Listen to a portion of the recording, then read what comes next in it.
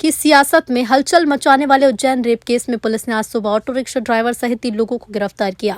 बताया गया कि पुलिस को आरोपी के ऑटो से खून के निशान मिले। ऑटो की फोरेंसिक जांच की जा रही है। पुलिस ने जिन 3 लोगों को गिरफ्तार किया उसमें 38 साल का ऑटो ड्राइवर है। बता दें, उज्जैन में 12 वर्षीय बच्ची के साथ दुष्कर्म मामले में प्रदेश की राजनीति गरमाई है। एसपी सचिन शर्मा ने मामले की जांच के लिए एसआईटी गठित की है। उज्जैन में महाकाल थाना इलाके में बड़नगर रोड पर बच्ची सोमवार शाम घायल हालत में मिली थी। उसके कपड़े खून से सने थे। बच्ची अर्धनग्न अवस्था में बड़नगर मार्ग पर सोमवार को मिली। प्राइवेट पार्ट्स में गंभीर चोट है। पुलिस अधीक्षक सचिन शर्मा ने बताया कि बच्ची संभवतः प्रयागराज के आसपास की है।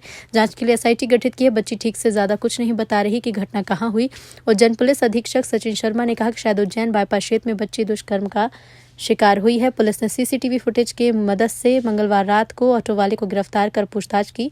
उज्जैन पुलिस की विज्ञप्ति में बताया गया कि कपिल बैरागी द्वारा दी सूचना के आधार पर महाकाल पुलिस द्वारा त्वरित कार्रवाई करते हुए बालिका को अपने संरक्षण में लेकर घटना के संबंध में जानकारी प्राप्त कर तत्काल उसका उपचार कराया गया और जानकारी के आधार पर अज्ञात व्यक्ति के खिलाफ अपराध पंजीकृत कर विवेचना में लिया गया।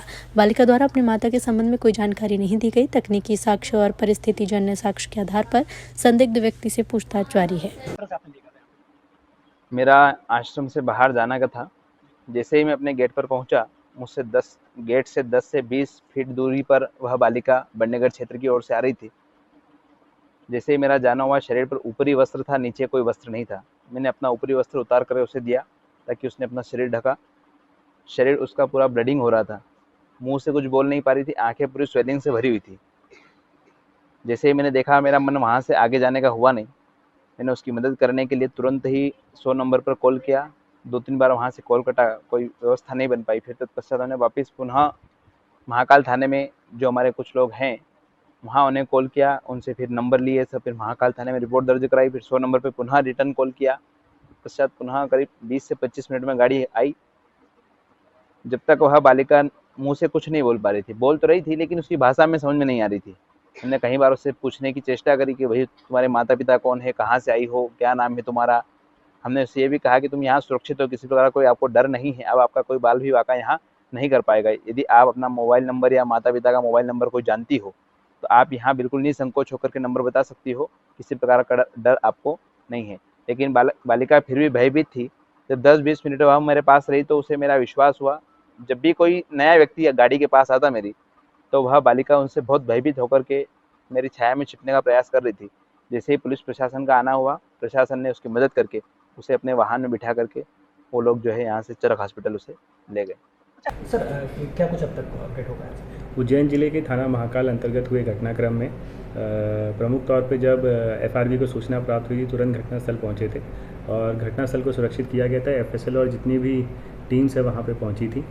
एक बार बच्ची का जब मेडिकल कराया गया तो ये तथ्य सामने आया कि बच्ची के साथ दुष्कर्म हुआ है। बच्ची कुछ बता पाने में सक्षम नहीं थी कि घटनास्थल कहाँ का है, वो खुद कहाँ की रहने वाली है और क्या क्या उसके साथ हुआ है।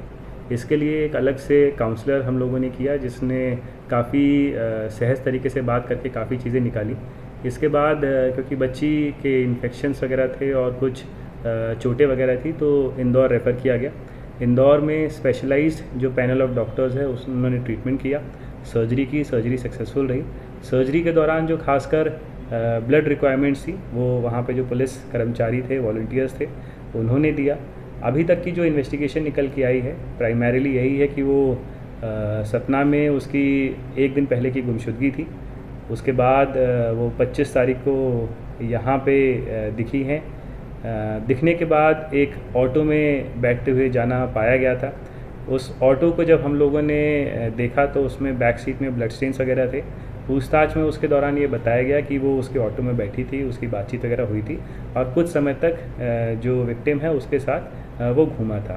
पर हमने 100% इसमें रिलाई ना करते हुए बाकी के भी जो टेक्निकल साक्ष्य थे, 2-2.5 घंटा या 4 घंटा जो वो सतना से आने का उज्जैन में जो रही, वहाँ पे वो किस किस से मिली, क्या क्या उसकी बातचीत हुई, सबको हम लोगों ने बैक ट्रैक किया और अब तक लगभग 5 लोगों से पूछताछ जारी है और सभी इसमें जो साक्ष्य हैं या जो परिस्थितिजन्य साक्ष्य हैं उन सबको एकत्रित करके ही हम निष्कर्ष तक पहुँच पाएंगे। कितने लोगों को सर अभी राउंड किया? अभी 5 लोगों से पूछताछ जारी है और 5 लोग कहीं ना कहीं जो घटना दिनांक, घटना स्थल, घटना समय रहा है उस बच्ची से बातचीत करते हुए या संपर्क में आते हुए दिखे। तो सर क्या ये गैंगरेप का मामला भी हो सकता है? नहीं, ये गैंगरेप का मामला नहीं है। ये जो अलग अलग समय पे जब वो उज्जैन में पहुंची है तो कुछ देर के लिए अलग अलग लोगों से अलग अलग समय पे मिली है, इसीलिए ये गैंगरेप का प्रकरण होना थोड़ा सा मुश्किल होगा। सर जिस तरह से उसके जो जनांग हैं उसमें जो जिस तरह से चोट आई है, ब्लडिंग हो रही थी, आपको लग रहा है सर कि क्या इन्होंने कुछ इस तरह से मतलब हरकत हुई है उसके साथ? ये मेडिकल जो ओपिनियन है उसमें सिर्फ इंजरीज़ की बात की गई है। उन्होंने किसी एक्सटर्नल ऑब्जेक्ट की बात नहीं की है, और क्योंकि थोड़ा सा इसमें स्पेशलाइज केयर चाहिए था, इसीलिए इंदौर रेफ़र किया गया, पैनल ऑफ डॉक्टर्स के द्वारा किया गया। सर्जरी सक्सेसफुल रही है, बच्ची बहुत ही स्टेबल है, हेल्दी है, रिकवर कर रही है, और लगातार जो बातचीत वगैरह है वहाँ का जो पैरामेडिक्स है, स्टाफ है, उससे वो कर रही है। उसके माता पिता को भी आ रहे हैं? जी, परिवार से संपर्क का समन्वय स्थापित किया गया है और जल्द ही उनकी बातचीत एक दूसरे से कराई जाएगी।